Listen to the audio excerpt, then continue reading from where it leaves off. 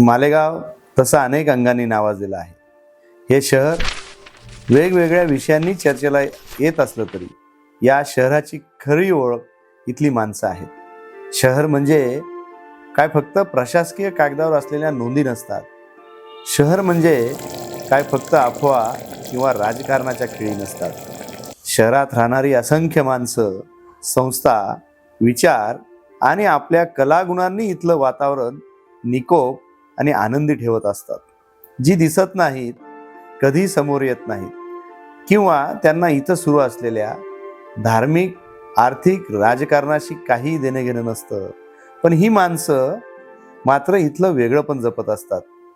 खरं खोटं या यूट्यूब चॅनलच्या माध्यमातून अशाच वेगवेगळ्या क्षेत्रातील माणसांचा शोध घेऊन त्यांच्यासोबत गप्पा टप्पा करत या शहराचं वेगळंपण आपल्यासमोर मांडण्याचा, दाखवण्याचा आम्ही प्रयत्न करणार आहोत. चला, आज अशाच एका वेगळ्या आणि आपल्या आयुष्याच्या 100कडे वाटचाल करणाऱ्या व्यक्तिमत्वांची भेट घेऊन आपण चर्चा करणार आहोत.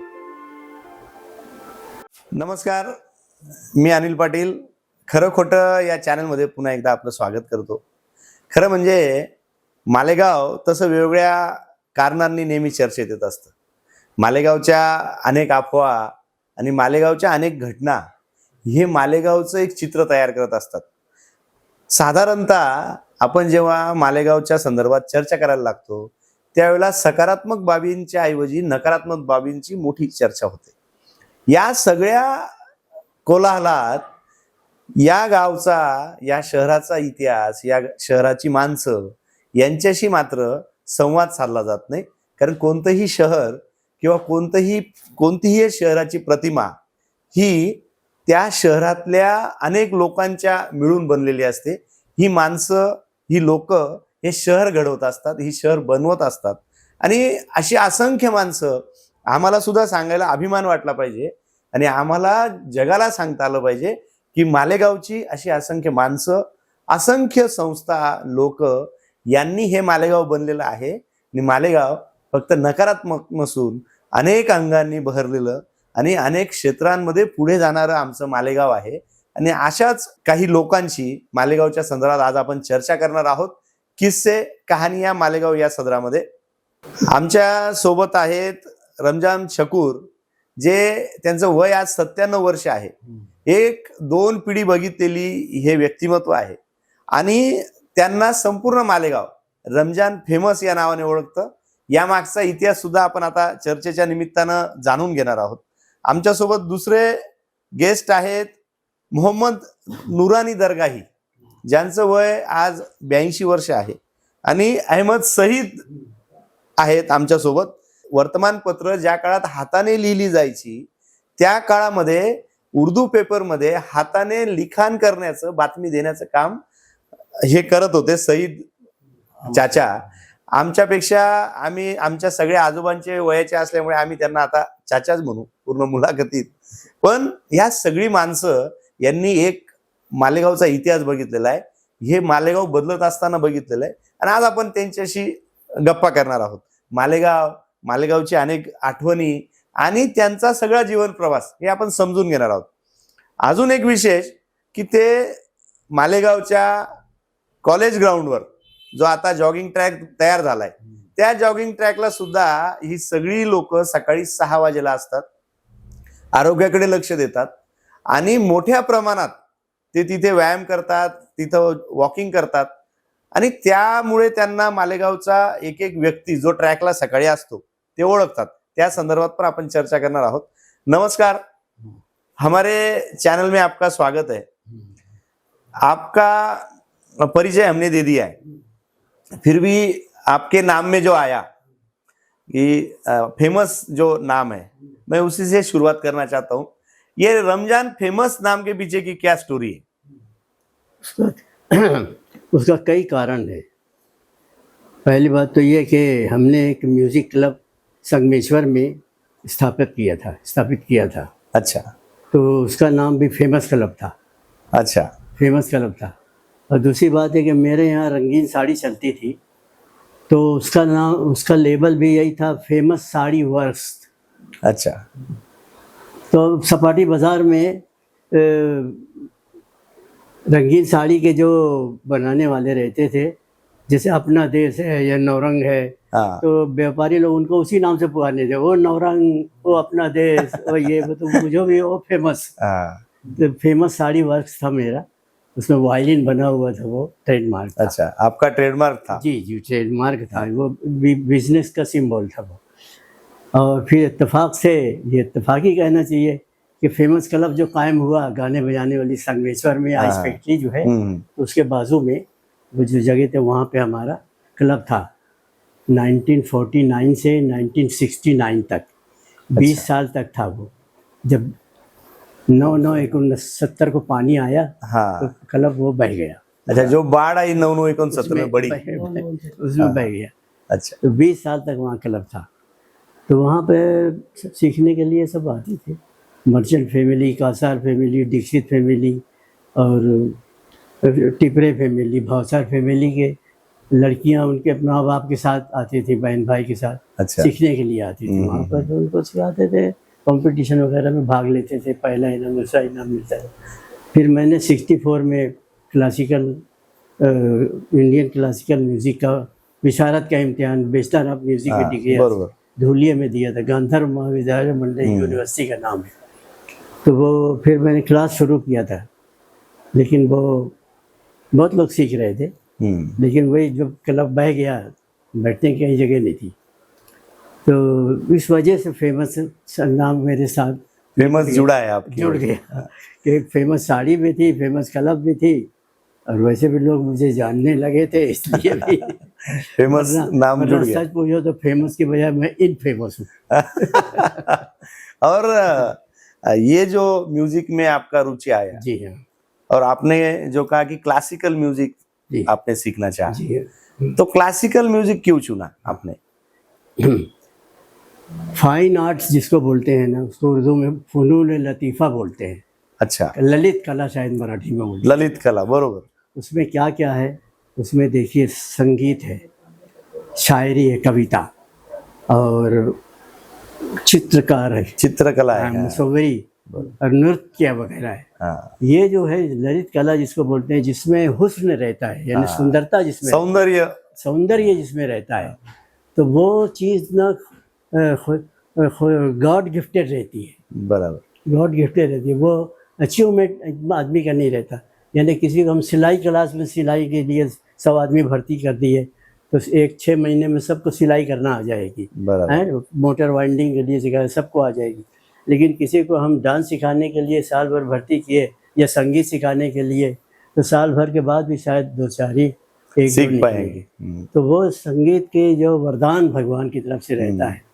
तो हर एक आदमी में कुछ ना कुछ रहता है। ऐसा नहीं कि मुझ में संगीत है तो मैं बहुत अच्छा हूँ, बराबर, बहुत सारी चीज़ें मुझ में नहीं भी है। सही बात। तो वो हर आदमी में भगवान ने ये बहुत, इसका इंसाफ अच्छा है। हाँ। कि हर एक में कुछ ना कुछ ऐसी बात रहती है जिसमें सबसे ज़्यादा उत्तम रहता है, सबसे ज़्यादा अच्छा रहता है। तो इस तरीके से मुझको गाने बजाना भगवान ने दिया था। तो मेरी गली में एक रेडियो, एक होटल थी, उसमें रेडियो था पुराना, जब एक ही वो था, रेडियो स्टेशन था जब, उस टाइम में कम था तो सब। बस वो साइकिल के गाने बजते रहते थे।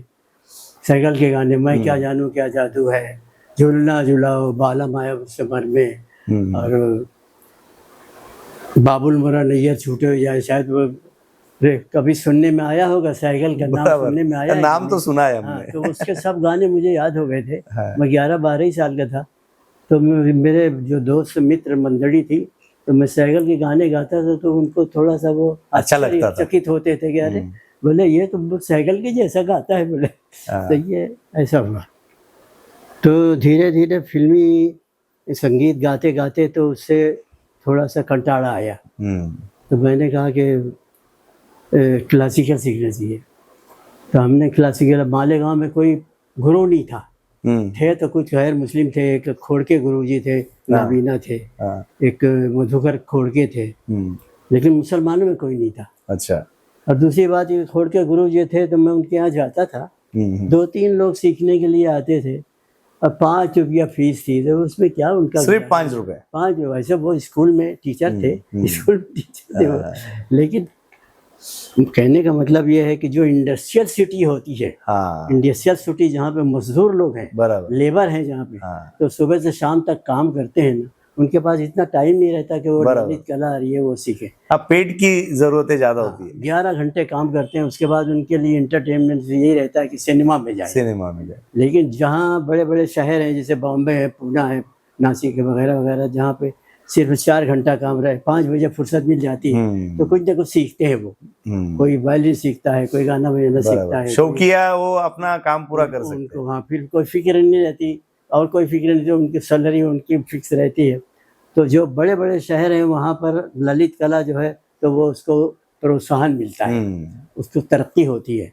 लेकिन इंडस्ट्रियल सिटी जो है तो वहाँ पे कोई गुरु भी आता तो भूखा ही मरता वो, अगर आता नहीं तो। अब मुझको सीखना था, हाँ अब सीखना था, क्या करूँ, कोई सिखाने वाला ही नहीं। लोगों ने बताया इनको आता है, उनको आता है, उनके पास जाओ। सबके पास गया, कुछ दिन तक इनके साथ रहा, कुछ दिन तक उनके साथ रहा। रेडियो पे सुनता था, बहुत अच्छा लगता, क्लासिकल। उसकी नकल भी मैं करता था। उसकी नकल करता था, मगर सुर क्या है, ताल क्या है, कुछ मालूम नहीं था। तो हमको मालूम हुआ कि संगीत नाम का एक मासिक निकलता था हाथरस से, यूपी हाथरस से। हाँ। तो वहाँ से हमने वो मंगाना शुरू किया, हिंदी में रहता था। तो वो पढ़ना शुरू किया, तो उसमें थोड़े रागों की मालूमात रहती थी। उससे फिर राग सीखना, एक किताब एक पुस्तक मंगा लिए संगीत के, उससे मैंने सीखना शुरू किया। और मैंने संगीत पुस्तक की मदद से विशारद किया। अच्छा। जब मैं एग्ज़ाम देने बैठा संगीत विशारद का, तो एग्जामिनर जो थे जलगांव से आए थे, तो उन्होंने पहले कहा कि आपको क्या आता है सुनाइए। तो मैंने तोड़ी राग का थोड़ा सा मुखड़ा उखड़ा सुनाया। उसके बाद उन्होंने कहा कि आपके गुरु का कौन है? तो बोला गुरु तो मेरा कोई नहीं है। तो मैं तो किताबों से सीखा। क्या बोल रहे भाई, असंभव, ऐसा बोले वो, इम्पॉसिबल। मैं बोला मैंने तो सीखा है भाई। अब कोई आदमी अगर जिसको बहुत शौक है, जुनून की हद शौक है, कोई सिखाने वाला नहीं है, तो वो क्या करे? तो वो ऐसा काम भी कर जाता है कि लोगों को विश्वास नहीं आता। सही बात। तो मैंने किताबों से सीखा है। और दूसरी बात है कि मैं बगैर हारमोनियम की मदद के चाल बिठा लेता हूँ, रोटेशन लिख लेता हूँ। मैं रास्ता चलते चलते कोई धुन मेरे दिमाग में आई तो मैं बैठ कर उसका नोटेशन लिख रहा हूँ, तालबद्ध लिख लेता हूँ। मालेगांव में ये काम कोई भी नहीं कर सकता। क्या बात। प्रशांत दादा हीरे के यहाँ बहुत बड़े बड़े, सब मुझसे भी बड़ी डिग्री वाले हैं, अलंकार, doctor of music, master of music, सब है, सब मुझको जानते हैं। परचूरे सर, फोगाने सर, किश्ती सर, महाजन सर वगैरह सब मुझको जानते हैं। लेकिन सब जानते हैं कि नोटेशन सिर्फ मैं लिख सकता हूँ, क्योंकि मजबूर था मैं। मजबूर था, कोई सिखाने वाला नहीं था। तो इसलिए मैंने किताबों से सीखा। बहरहाल किताब से आदमी सीख नहीं सकता, गुरु ही चाहिए, गुरु ही चाहिए आदमी को। गुरु के बगैर नहीं, गुरु तो सिखाने वाला चाहिए। गुरु बिन ज्ञान नहीं है। तो इतना हो गया, तो मैं क्लास व्लास चलाता था। मेरे अंडर 2-3 लोग विशारद की भी कर लिए हैं लड़के। तो ये है, ये तो ये बात हुई कि महाभारत में एकलव्य है। महाभारत जो बड़ी पुरानी किताब है धार्मिक, तो उसमें एकलव्य करके एक राजकुमार है, उसको तीरंदाजी सीखना था। और तीरंदाजी सीखने के बाद जिन गुरु के पास वो गया, गुरु ने बोला कि मैं आपको नहीं सिखा सकता हूँ, क्योंकि वो जो उनके गुरु थे द्रोणाचार्य करके, वो और भी शिष्यों को सिखा रहे थे। लेकिन इस एकलव्य का जुनून इतना था, अच्छा, तो वो बाहर रुककर उनकी प्रैक्टिस देखकर बहुत अच्छी तरह से तीरंदाजी सीख गया। और इतनी जुनून के साथ सीखा कि एक बार एक कुत्ता भौंकते हुए उसकी तरफ आ रहा था। जब वो तीरंदाजी की प्रैक्टिस कर रहा था, और वो भौंकते हुए कुत्ते की वजह से उसका ध्यान इधर उधर हो रहा था। तो उसने उस कुत्ते के जबड़े में, यानी जहां से आवाज निकलती है, उस वोकल नॉड पर निशाना बनाया और कुत्ते का आवाज रुक गया। जब द्रोणाचार्य ने देखा कि भाई ये ऐसे तो असंभव है, हाँ। आपने जो बोला इम्पॉसिबल है। फिर वो चकरा गए कि ये तो कोई तो भी बड़ा आदमी ही कर सकता है जो जुनून के हद को पार कर चुका हो। तो आपका बात करते हुए मुझे एकलव्य याद आ रहा था। बहुत मोटिवेशनल है कि आपके किताबों से सीखना उस टाइम में, हाँ। और उस टाइम में हाँ। बहुत इंटरनेट नहीं था, हाँ, कुछ भी नहीं था, कुछ उस टाइम में आप भी सीखा। नहीं था। तो क्लासिकल संगीत की तरफ जो रुचि थी वो सिर्फ आपको फिल्मी गानों की वजह से हुई? हाँ, वो साइकिल के गाने सुनता। हाँ, ये बताना भूल गया मैं कि मैंने बड़े बड़े उस्तादों का गाना सामने बैठ के सुना है। कैसे? अच्छा। वो उर्दू लाइब्रेरी का मैं ट्रस्टी हूँ, मेंबर भी हूँ। 80 साल से मेंबर हूँ और 60 साल से ट्रस्टी हूँ उर्दू लाइब्रेरी का। अच्छा। हाँ। ये जो राम सेतु पे? राम सेतु पे जो है। हाँ, हाँ, हाँ। और मैं पहले कहता था कि संगीत के बगैर मैं रह नहीं सकता, जिंदा नहीं रह सकता। लेकिन एक पीरियड ऐसा आया तो मैं 10 साल तक संगीत से संन्यास ले लिया था। अच्छा। उसके कारण भी अगर मौका रहा तो बताऊंगा। हम्म। लेकिन दूसरा ये है कि मैं वाचन के बगैर नहीं रह सकता, अरे वाह। किताब के बगैर मैं बिल्कुल एक दिन नहीं रह सकता। तो किताब में, लाइब्रेरी में जितनी किताबें हैं, यानी मैं फिक्शन नहीं पढ़ता, फिक्शन नहीं पढ़ता, नावल अफसाने ये सब ठोकम ठाक, कादम्बरी हाँ, ये नहीं पढ़ी? हाँ, तो वो सब पढ़ता हूँ।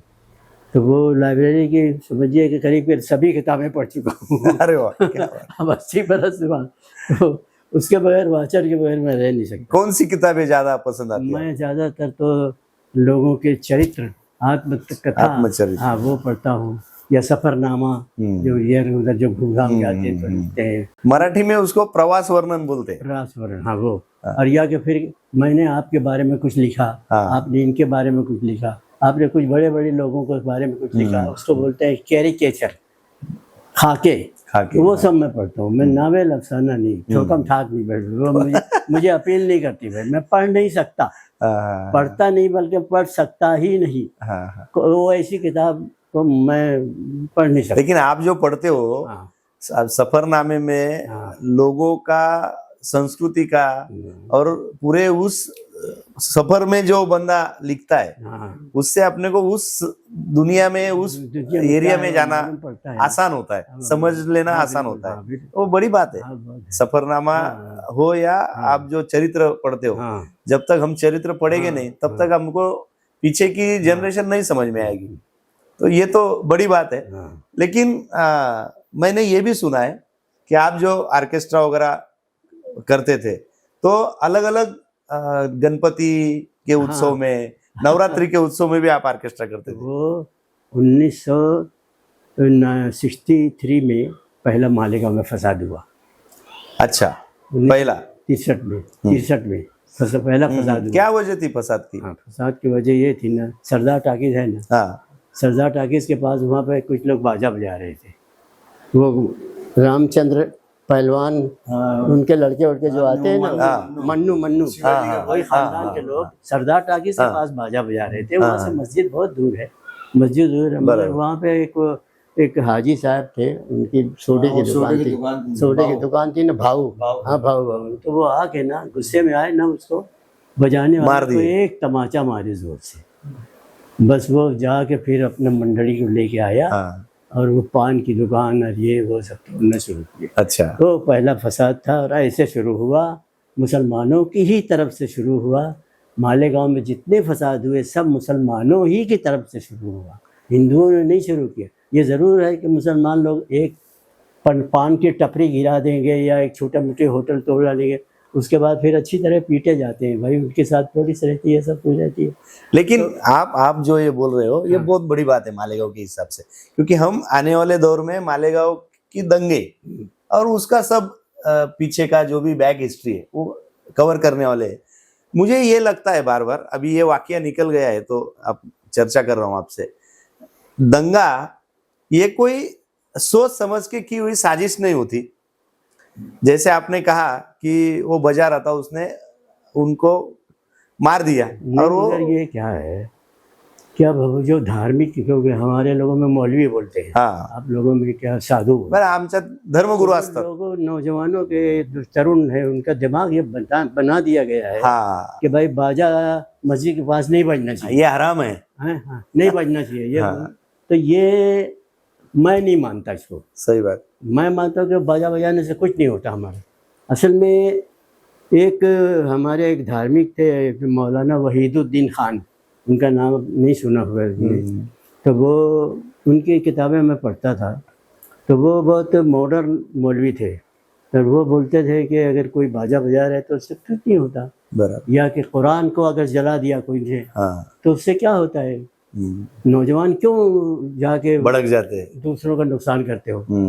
अगर 2-4 मरतबा वो जलाएंगे, तुम कुछ नहीं करेंगे, तो फिर वो आप ही थक के हार जाएंगे कि यार, रुक जाएंगे वो यही चाहते हैं कि यार हम कुरान जलाते हैं या रसूलुल्लाह की शान में गुस्ताखी करते हैं, उनको बुरा भला बोलते हैं, तो ये लोग तैश में आ जाते हैं। क्योंकि उनकी अक्सरियत है, तो ज़्यादातर तो लोग ये लोग यही है, चाहते हैं कि यार चाहते ही फसाद होए ताकि मुसलमानों को ज़्यादा नुकसान हो। सही बात. वो तो मौलाना वहीदुद्दीन खान हमेशा मुसलमानों के ऊपर तनकीद करते थे, उनके ऊपर टीका करते थे। तो क्यों तेज में जोश में क्यों आ जाते हो। सही बात. वो अगर तुमको चिढ़ाते हैं, ये करते हैं, वो करते हैं, तो तुम खामोश रहो। ये बहुत बड़ी बात है ना. हाँ, तो उनको मुसलमान लोग बहुत गाली देते थे। उनको बोलते थे तुम मुसलमानों को बुज़दिल बना रहे हो। हाँ, लेकिन मुझे भी ऐसा ही लगता है हाँ।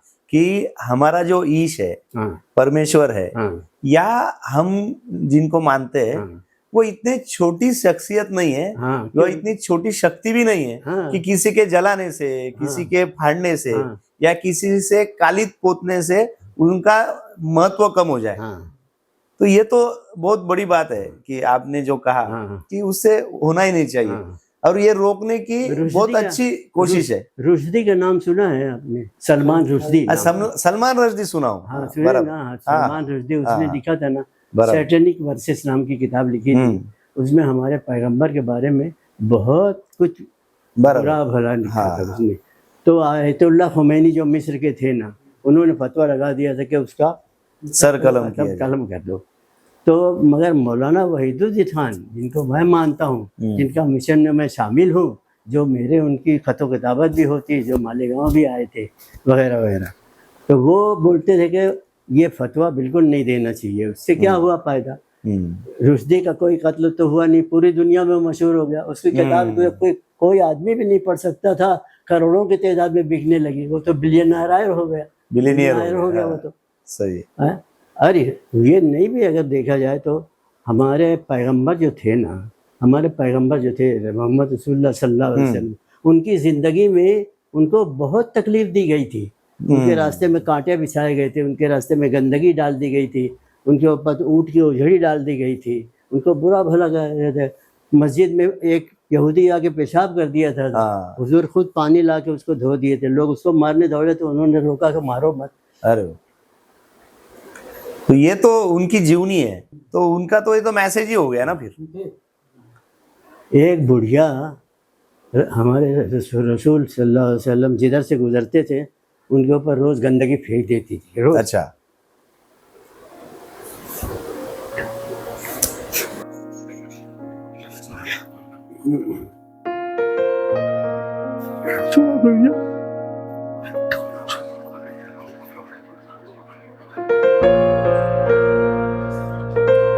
पानी दो आपको, पानी दे थोड़ा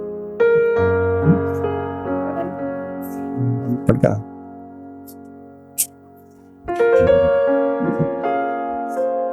उनके ऊपर रोज गंदगी फेंकती थी। एक दिन गंदगी नहीं आई, उन्होंने सोचा क्या बात है, कि बीमार तो नहीं है। तो घर में चले गए उसके बीमार पुरुषी के लिए। ये था उनका इखलाक।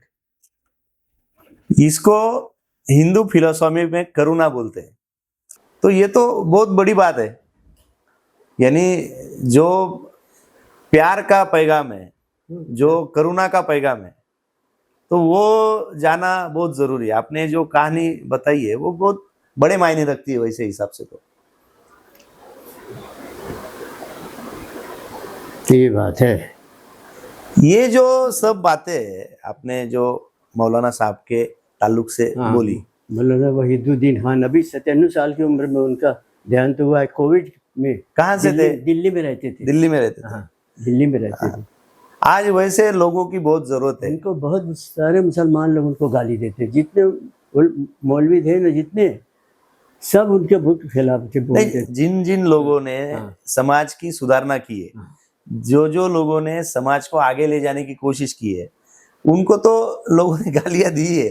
वो तो अपना तारीखी अगर पढ़ी जाए तारीख तो वो तो है। मुसलमानों पर टीका करते थे हमेशा।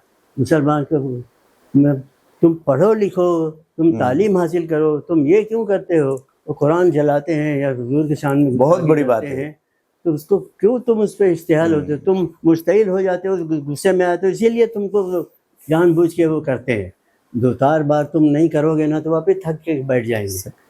नहीं, अभी की जनरेशन में तो माहौल यही है कि छोटी छोटी बातों पर उनका धर्म का अपमान हो जाता है, मौलवी लोगों ने उनका अपमान हो जाता है और फिर उसमें से गुस्सा, द्वेष, हाँ, ये सब फैलता है। और आज जो है ना अनिल पाटिल साहब, आज क्या है, पॉलिटिक्स घुस गई है। अभी सियासत बड़ी हावी है। मुसलमानों के खिलाफ नफरत फैला के, हेट जो है, सही है। तो वो इतनी ज़्यादा गलत सलत बातें बता के मुगलों के बारे में, मुगल ऐसे थे वैसे थे, ये अरे इतने साल तक वो कुछ यहाँ से कुछ ले जाने के वास्ते तो आए नहीं, वो इसी मिट्टी में दफन भी हो गए थे ना, यही बस गए थे। मगर उनके गलत सलत हिस्ट्री पढ़ा के, उनके खिलाफ नफरत फैला के उनको सत्ता मिली ना, सत्ता मिली ना। और हिस्ट्री को हमने हिस्ट्री के जैसा ही देखना चाहिए। वो हिस्ट्री है, उससे सीख लेके आगे बढ़ना है हमें। अभी गड़बड़ ये हो गई है, सियासती लोग फिर से हमको 400 साल पीछे लेके जा रहे हैं, फिर से हमको 500 साल पीछे लेके जा रहे हैं। असल में वो 500 साल पहले जो वाकया है वो सुनकर समझकर हमें आगे जाना चाहिए। हिस्ट्री इसीलिए तो होती है। तो ये तो है, लेकिन है मालेगांव में अभी जो सियासतें चलती है, आमतौर पर जो चलता है, उसके बारे में आपका क्या ख्याल है? मालेगांव में यानी मालेगांव के आजू बाजू अपना जो इधर गांव है आज तक तो सियासत सब यही है। सियासत यही में एक ही है उसका मकसद, एक ही हेतु है उसका, सत्ता हासिल करना। बस किसी सूरत से भी मोरल वैल्यू गई भाड़ के चूल्हे में भाड़। हाँ, मोरल वैल्यू बची नहीं, कुछ नहीं। जैसे भी मिले सत्ता चाहिए बस। अभी ये आपका इस बातों में आपका मुझे ये पूछना रह गया कि जब आप संगीत सिखाते थे, वो नवरात्रि का और गणपति का जो माहौल में ऑर्केस्ट्रा होता था, बताना भूल गया ना। हाँ, बताना भूल गया। मैं वहां तक आया था कि 63 में फसाद हुआ। हाँ, 63 से पहले ना मालेगांव के जितने भी गणपति थे, हाँ, उधर सपाटी बाजार में सब अच्छे, वही गांव था पुराना। सपाटी बाजार, मामलेदार गली वगैरह में सब ऊंची सोसाइटी के सब वो जैन लोग वे सब रहते थे। जैन थे, व्यापारी के लोग रहते थे। जो मामलेदार गली के आसपास में जो जितना एरिया है ना, मालेगांव के सब अपर क्लास के लोग रहते थे। तो वो राजस्थान मंडल, ये मंडल जितने मंडल थे, सब में हमने गणपति के सामने बैठ के, गणपति तो पीछे ही रहती थी, बराबर। नौजवान थे हम लोग, 25-30 साल के थे ना, सब मंडल में गाना गाया गया है मैंने, कोई भी बाकी नहीं है। अभी भी वो डॉक्टर भंडारी और ये वो दिखते जा रहे, बोले रमजान भाई हमने बोले चड्डी पहने रहते थे, हमको तुमको बहुत गाना सुना है, बोले बचपन में। क्या बात। तो उस टाइम ये माहौल ही नहीं था। मुसलमानों से ज्यादा तो मालेगांव के हिंदू लोग उसको जानते हैं। सही बात। और असल में क्लासिकल संगीत जो आप पास आउट हुए हो 1964 में, वो भी बहुत बड़ी बात है। तो उसका कोई वाकया है क्या? अभी आप तो बहुत अच्छे प्रोग्रेसिव ख्यालात के मौलाना साहब थे, उनके साथ थे, लेकिन आपके आजू बाजू के लोगों ने नहीं बताया क्या कि अरे ये म्यूजिक अपने काम का नहीं है? नहीं, मालेगांव में तो मुसलमान ज्यादातर जो दीनी जमात के लोग हैं ना, तो वो तो उसको संगीत को हराम समझते हैं। हाँ, वही था। हाँ, लेकिन मैं तो बिल्कुल नहीं समझता उनसे, तो मैं तो बहस करता हूँ। मैं तो बोलता हूँ संगीत तो एक आवाज है, आ आ आ, ये हराम है क्या? इसमें क्या बुराई है? संगीत तो एक आवाज है, आवाज है। शब्द में नहीं है, संगीत शब्द नहीं है, सुर में है, हैं? ये एक आवाज है सुर सिर्फ। है। हाँ, अब वो तो जैसे फिल्मों में क्या है, चोली के पीछे क्या है, अति क्या खंडाले में, ये तो शब्द शब्द है। बुरे हैं, शब्द बुरे हैं, लोगों ने उसको संगीत समझ लिया है। संगीत मैं ये उनको समझाता हूँ कि संगीत सिर्फ बात है। आवाज है। सारे गा मा पा धा नि सा नि धा पा मा गा रे सा, ये संगीत के 7 स्वर है, 7 अल्फाबेट है। इसी से सारी दुनिया का संगीत इसी से बना है, बना है। सही बात। सारे गा मा पा धा नि सा। तो ये आ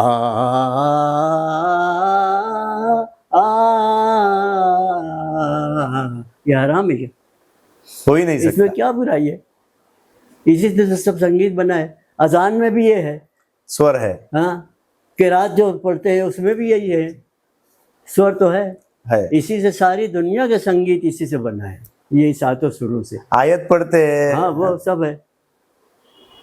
तो मेरा तो जहन बिल्कुल साफ था शुरू में। हाँ। बहुत सारे लोग जो है ना, हज करके आए तो गाना वाना छोड़ दिए, हज करके आए तो गाना वाना छोड़ दिए। अरे मैं भी हज करके आया भाई, मेरा जहन बिल्कुल साफ है। संगीत हराम हराम नहीं, बहुत अच्छी चीज है संगीत, बहुत अच्छी चीज है। और सुनते हैं लोग संगीत प्यार तो से, लोगों को जोड़ती है, जोड़ती है। अबे मेरे साथ मैं बोला ना कि कितने हिंदू हैं मेरे साथ, हैं कितने, तो उसको मानते हैं, पाँव छूते हैं। अभी भी ट्रैक पे भी किश्ती सर, ये वो महाजन सर वगैरह सभी मिलते हैं, देखते हैं, इनका भी छूने लगता पाँव। सही है। मेरे साथ में जो रहते हैं उनका भी पाँव छूने लगते हैं कि यार ये भी जरूर संगीत से तो संबंध रखते होंगे।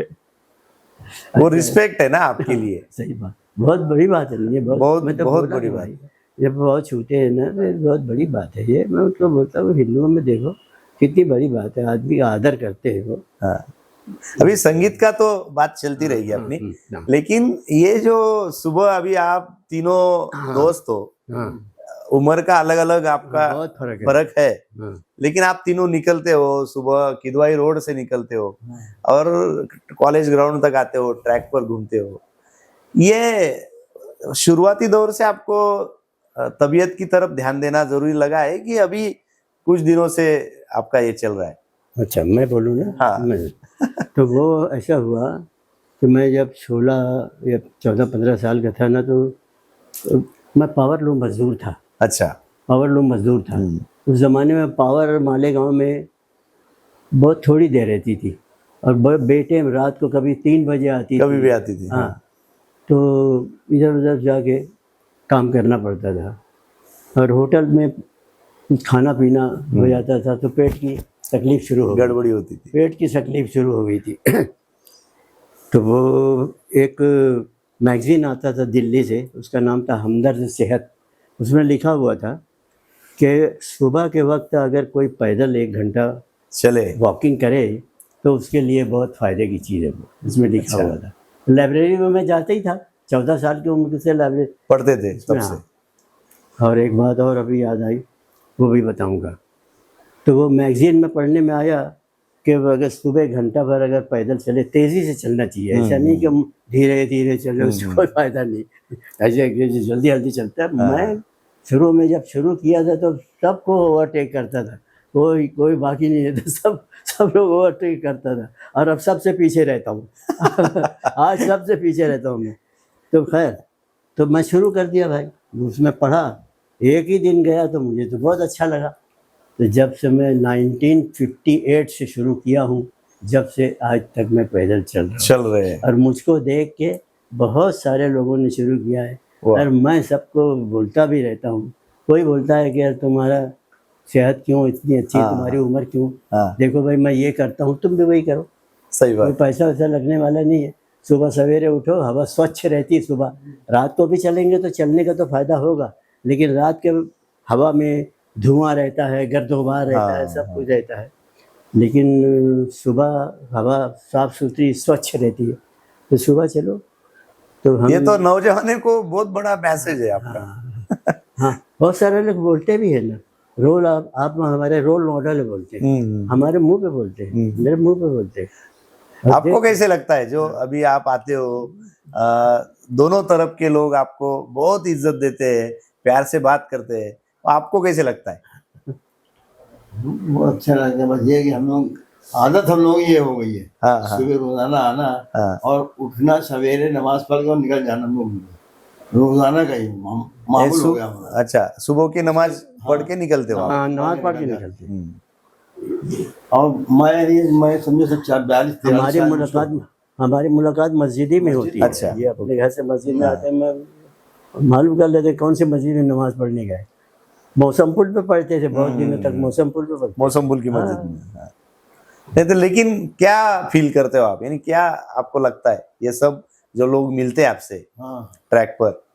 वो तो एक कहना चाहिए कि एक मोहब्बत प्यार वो सब ऐसा हो गया है ना कि बस मिलते हैं सलाम हाँ। सलाम नमस्ते, वो एक मोहब्बत हो गई इन लोग से। उसमें कोई ऐसा, मैं जिस दिन आपसे मिलने आया था तो मुझे ऐसा नहीं लगा कि भाई कोई एक कम्युनिटी का बंदा आपसे बात करता हो, सभी लोग आपसे प्यार करते हैं। तो आपका ये जज्बा है। डॉक्टर गांगुर्डे वगैरह सब हम लोगों का ना फोटो लिए, वो सब भी बोले आप लोगों को ना यहाँ लगाना है। हाँ, वो ऐसा बोलते हैं। फेसबुक पे डाल दिए थे, फिर बहुत सारे लोग बोले आप लोग, हमने देखा फोटो। और वो इम्तियाज खलील नाम के हमारे को है, तो वो तो हमारा भी वो इम्तियाज खलील, हाँ इम्तियाज खलील, हाँ। उस डॉक्यूमेंट्री बनाई उसने, हाँ। इम्तियाज खलील नाम के। वो किदवाई रोडी से उसने कैमरा, बॉम्बे से आया था वो, बम्बई ऐसे से वो मंगाया स्टैंड तो वगैरह सब। कैमरे वाले। आ गया। हाँ हाँ, वहाँ से लेके नया पुल पे से, और फिर वहाँ पूरे रास्ते पूरा में, शूट किया पूरे था। रास्ते में पीछे का था, कभी आगे था, कभी पीछे था। आप नौजवानों को क्या बोलोगे इस बारे में? लोग नौजवान लोग तो देखने वाले यार हमको सबक लेना चाहिए, लेकिन खाली बोलते हैं, हाँ हाँ आते होते नहीं। बोले यार आते आप नहीं लोगों से हमको सबक लेना चाहिए हाँ। यार, अभी तक तुम लोग चल रहे हो और हमारी जो उम्र है ना उससे बहुत कम उम्र वाले देखो तो बैठे हैं, नहीं चल पा रहे हैं, नफी लेके चलते हैं। सही बात है। अरे तो लेकिन हम लोगों को चलना रहता है ना, वो देख कर उन लोगों को वो होता है। मान बोले तुम देख रहे हो तो शौक पैदा करो अपने अंदर आने के लिए, भाई आओ देखो, रोजाना सुबह आओ, ठंडी हवा मिलती है, अच्छी हवा मिलती है, साफ सोच मिलती है, उससे अपना वो शरीर अच्छा रहता है। मुझे तो ऐसा लगता है कि मालेगांव महापालिका ने, कारपोरेशन ने आपको मालेगांव के आरोग्य दूत घोषित कर देना चाहिए। वो मुझे याद आया है कि वो जब ट्रैक बनने वाला था, हाँ बना नहीं था, तो हमारे लोगों ने बहुत मुखालफत की जब उनको मालूम हुआ सही कि बात वो है, ईदगाह पे, वो क्या समझ रहे थे कि वहाँ तो ईद वो की नमाज ईदगाह पढ़ी टूट जाती है जाएगा। ना, वहाँ वैसे समझ रहे थे। हाँ। तो वो उसका क्या नाम है यार, वो जो अपना इंटरव्यू लिया था, एक आरिफ आरिफ अंजुम, आरिफ अंजुम, आरिफ अंजुम, हाँ, आरिफ अंजुम। आरिफ अंजुम, वो उसमें बीजेपी में शामिल हो गया था वो, आरिफ अंजुम। तो पोस्ट ऑफिस वाला रोड जो है ना, हम लोग वापस आ रहे थे शिवाजी पुतळे से थोड़ा आगे बढ़े, बस वो आए सामने से, तो बस बोले कि आप लोगों को इंटरव्यू लेने गए। मैं बोला भाई रास्ते में रास्ता है, कोई घर पर आ, नहीं बोले यहीं पे लेने गए। वो दादा हुसैन ने उसको भेजा था, बाद में मालूम हुआ। वो पूछे कि मालेगांव में वॉकिंग ट्रैक बनना चाहिए कि नहीं। बोलो बिल्कुल बनना चाहिए, बिल्कुल बनना चाहिए, ज़रूर बनना चाहिए मालेगांव में। और जब वो मालूम हुआ मालेगांव में कि ट्रैक बनने वाला है, तो मुसलमानों की तरफ से इतना विरोध हुआ, इतना, वो ये असल में वो यही समझते थे ना कि वो ईदगाह पे नमाज पढ़ने के फिर वो नहीं है, ऐसा समझ एक सियासती थी, वो गलत तरीके से बताया गया। हाँ, तो वो दिल्ली तक पहुंच गए और कहा क्या नहीं उन्होंने किया। और मैं बोलता था अरे कुछ नहीं होने वाला है, ट्रैक बन जाएगा तो अभी तो मुसलमान लोग ही ज्यादा आते हैं, ज्यादा आते हैं, सही बात वही है। लोग ज्यादा रहते हैं, वही फायदा उठा रहे हैं, और पहले से ज्यादा लोग नमाज पढ़ने लगे। हाँ, और सुकून से आते लोग, हाँ, फिर नमाज को सुकून से आते हैं, घूमने के लिए सुकून से आते हैं। उनको समझना दूसरी आ गई थी, हाँ। यानी बगैर सोचे मुसलमानों में यही एक बुरी बात है, बगैर सोचे समझे बस विरोध, बगैर सोचे हम लोग ये कौन सा गाँव मुल्क है, बोले यहाँ अगर कोई अपोजिशन पार्टी है क्या, अगर है तो मैं उसका विरोध करता हूँ। वो लतीफ़ा है ना कि एक आदमी वो जहाज़ में डूब रहा था, तो वो जैसे तैसे बच के गया, एक जजीरे में पहुँच गया, अकेले ही था। तो जब होश आया उसको, तो बोले यहाँ किसकी हुकूमत है, अगर किसी हुकूमत है तो मैं उसका विरोध करता हूँ। विरोध करना जरूरी है। तो ऐसे लेकिन सोचे समझे ये तो बात तय हो रही है कि कम से कम जो लोगों को जहन में कुछ बातें डाली जाती है, फिर वो इधर के लोग हो या इधर के लोग हो, सियासती तौर पर जो बातें आती है उनको लोगों ने समझ लेना चाहिए, क्या अच्छा है क्या बुरा है। तो आज ये मालेगांव का जॉगिंग ट्रैक ये अच्छी मिसाल है मालेगांव के लिए कि भाई क्या सोच रहे थे और आज क्या हो गया। और आप जैसे लोग जो आते हैं वो तो बहुत ही बड़ी बात है। मालेगांव के नौजवानों के लिए आप मोटिवेशन हो। मैं आपसे बात करना चाहूंगा। हाँ। आपने कहा कि मैं अखबार में लिखता था, तो वो दौर तो हमने कभी देखा नहीं है, क्योंकि हम जब पैदा हुए तब छपाई शुरू हो चुकी थी। इसलिए लिखावट का दौर तो कुछ हमने देखा नहीं। तो उसके बारे में जरा बताइए आप। नहीं, जैसे कोई पुस्तक छपाने का है ना, हाँ। अपना पुस्तक, तो पहले उसका जो वो हाथ से लिखना पड़ता था। अभी बराबर। जैसे डीटीपी वो हाँ, करते हैं DTP, ना, हाँ। डीटीपी के बजाय वो काम ये करते थे। इनको बोलते थे कि कातिब। कातिब। हाँ, कातिब यानी हाथ से लिखते थे। अच्छा। फिर उसको लेथो प्रेस, पहले लेथो था वो हाँ। प्रेस, हाथ से सो क्या करते थे वो काम करते थे। बोलिए आप। हम लोगों का काम जो था हाथों से लिखना, हाँ। मिस्टर पर लिखा जाता था। अच्छा। पीला कागज आता था, उसपे लखनऊ और बदायूं से हाँ। वहां से स्याही आती थी लिखावट के लिए। हाँ, वो स्याही उसको गरमाया जाता था। अब उसको गरमाने के बाद उसको पका के उस स्याही से लिखा जाता था। अच्छा। हाँ, लिखने के बाद फिर वो प्रेस में जाती थी कापी, तो उसको पत्थर पे दबा कर उसको प्रेस किया जाता था, तो हट जो उसके ऊपर पत्थर पे आता था। अच्छा, यानी वो लिखावट हाँ, उस पत्थर पे आ जाती थी। आती थी। मतलब सीधा हम लिखते थे तो हाँ, उसको हाँ, पत्थर पे उल्टा छापा जाता था। अच्छा। और वो जब पत्थर मशीन में लगा कर उससे फिर प्रेस चलता कागज था, पे, तो हाँ। सीधा छपता। अच्छा, यानी वो प्लेट तैयार हो जाती थी हाँ, पत्थर की। प्लेट। पत्थर पे ये प्लेट पहले चलती छपता थी। था। पहले पत्थर पे उसका अक्ष आता था, हम्म। और अक्ष आने के बाद वो अक्ष उल्टा ही रहता था। उसी को प्रेस जब चलाता था तो कागज लगाओ तो उसमें सीधा छप के आता था। उस दौर में। उस दौर। कब से आप कर रहे हो ये सब? ये तो उसको तो सन याद नहीं है। हाँ, फिर भी अंदाजन। ये समझ लो कि 70-70 की बात होगी। 1970 के दरमियान लिखावट करना पड़ती थी। 70 से पहले भी किया। पहले भी की है। और लिखावट के लिए फिर पढ़ाई कहाँ की थी आपने? मालेगांव में की थी। मालेगांव में। अच्छा। मालेगांव में आप कब से आए हो? यानी आपके पुरखों के बारे में बताइए। उनको जो पूरे मेरे माँ बाप जो है यही मालेगांव में पैदा हुए। मालेगांव दादी दादा जो थे वो समझ लो यूपी वगैरह से इधर आए थे काम के सिलसिले में। हाँ, नहीं वो सब बताते हैं कि वो सब 47 वगैरह में जो बंटवारा हुआ उसमें इन्हें समझ लो इधर उधर हो गए लोग। सॉरी, मुंबई गया। इसका जवाब मैं देता हूँ। चलो ये बता। कि वो मेरे ग्रैंडफादर थे ना, यूपी से, इलाहाबाद से 1857 में आए थे। हाँ, वो 1857 की बात बार बार आती है मालेगांव के बारे में। 57 में जो बिरादरी थी हमारी, यानी जो कपड़ा बनाने वाले थे हम, उस जमाने में बुनकर बिरादरी को आज वीवर बोलते हैं, बुनकर बोलते हैं, लेकिन उस जमाने में उनको जुलाहा बोलते थे। जुलाहा बोलते थे। अच्छा। और बहुत ह्यूमिलिएशन थे उनको, ह्यूमिलिएट। कबीर भी जुलाहा थे क्या? संत कबीर। हाँ, नहीं वो भी हम जुलाहा थे। बिल्कुल जुलाहा ही थे वो। कबीर भी जो उनके कपड़ा बिनते थे ना हैंडलूम पर, तो हमारे पुरखे वही काम करते थे। अच्छा। तो उनको बस 1857 की जो कुछ भी हुआ था उसमें बुनकर लोगों को बहुत तकलीफ हुई थी। तो फिर वो यहाँ से लुटे पिटे, उनके पास कुछ नहीं था, तो आगरा रोड पकड़ के वो चले मालेगांव तक आए, जहाँ जहाँ उनको भिवंडी है और कुछ बम्बई के चल गए, कुछ नागपुर है, कुछ बरहानपुर है, तो इधर उधर रुकते चले गए। तो मालेगांव में भी आ गए। उस टाइम में आए। हाँ, उस जमाने 1857 की बात है। तो मेरे ग्रैंडफादर आए थे पहले में। तो आपके पिताजी या दादाजी कुछ बताते हैं क्या? उस टाइम का बताते थे आपको? मेरे बचपन में का देहांत हो गया था मैं जब 5 बरस का। अच्छा। हाँ, मुझको तो उनकी शक्ल भी याद है। और मेरे दादा बहुत बूढ़े थे। अच्छा। जब वो, और मैं बहुत छोटा था, मैं 7-8 साल का था, तो मैं ऐसे इतना शोर न देखा कुछ पूछूं।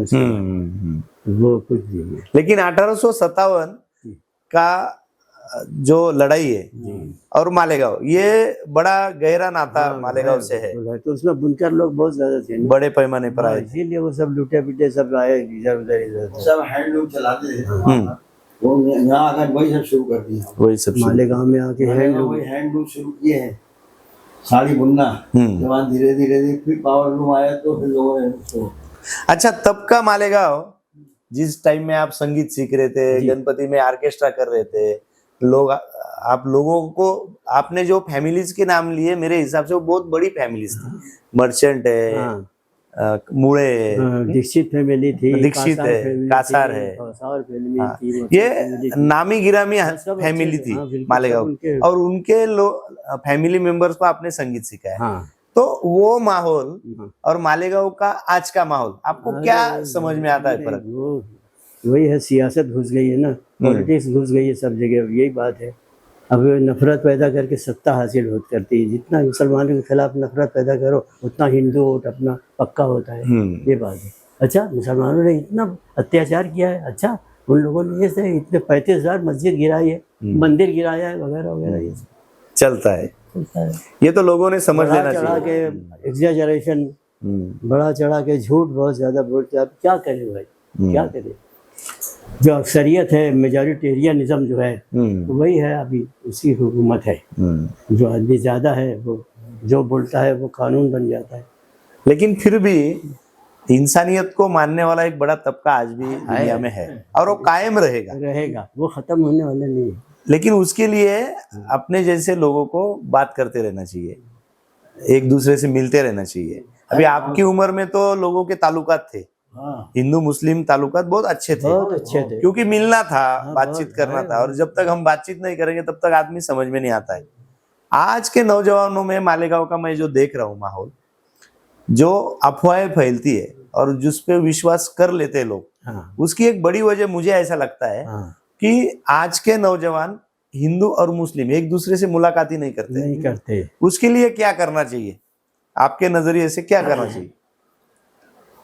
उसके लिए यही है, पहले तो ये मालूम करना चाहिए कि ये नौजवान जो है तो क्यों भरी हुई बंदूक या बारूद के ढेर क्यों बने हुए हैं, इसको किसने बनाया है? तो मुसलमान जो नौजवान है उनको मौलवी लोगों ने बनाया है, बराबर। और हिंदू जो नौजवान है उनको साधु संतों लोगों ने बनाया है, धर्म गुरुओं ने। धर्म गुरुओं ने। दोनों तरफ के धर्म जो गुरु है वही न यंग जो तरुण पीढ़ी है उनका दिमाग उन्होंने खराब किया है। और अगर वो सुधर जाए, जैसे कि मौलाना वहीदुद्दीन खान को मैं यही बोलता था कि वो मुसलमानों के सचमुच दोस्त हैं और बाकी जो है वो नादान दोस्त हैं। नादान दोस्त। नादान दोस्त हैं, दोस्त हैं मगर नादान दोस्त हैं। तो नादान दोस्त से तो फायदा कुछ होता नहीं, नुकसान ही होता है। नुकसान ही होता है। ये बहुत अच्छी बातें आपसे सुनने को मिली।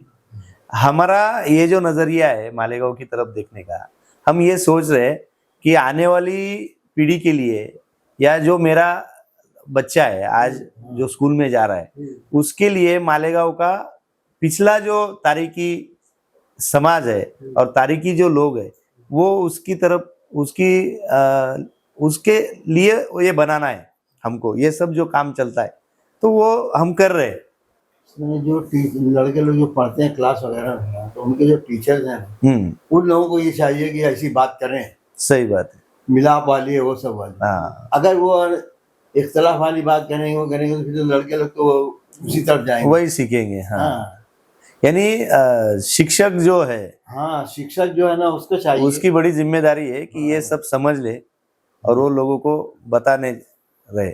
हाँ। आप इस सब सिलसिले में आप ऐसे ही हमेशा आइए, कॉलेज ग्राउंड पे आइए, आपको ऐसे ही प्यार मिलते रहेगा। और ये सही मायने में मालेगांव की खासियत है कि जब इंसान को मिलता है तब वो ना हिंदू होता है ना मुसलमान होता है, वो सिर्फ इंसानियत के तौर पर मिलता है। ये मालेगांव के लोगों को पता है। बहुत खुलूस से मिलते हैं, यहाँ तक के औरतें भी बेचारी आती है ना, अंकल चाचा बोलते रहती है, बस बोले आप लोग इतनी दूर से आते हो, ऐसे क्या होता है, कुछ तकलीफ होती है क्या? नहीं भाई, हम तो बहन बोलते हैं, हम बेटी बोलते हैं, सब चाचे ज्यादातर हम लोगों को ना अंकल ही बोलते हैं। सही बात है। औरतें लड़कियां सब आती हैं और बड़ी बड़ी औरतें भी आती है तो वही अंकल बोलती है। अंकल ही बोलती है।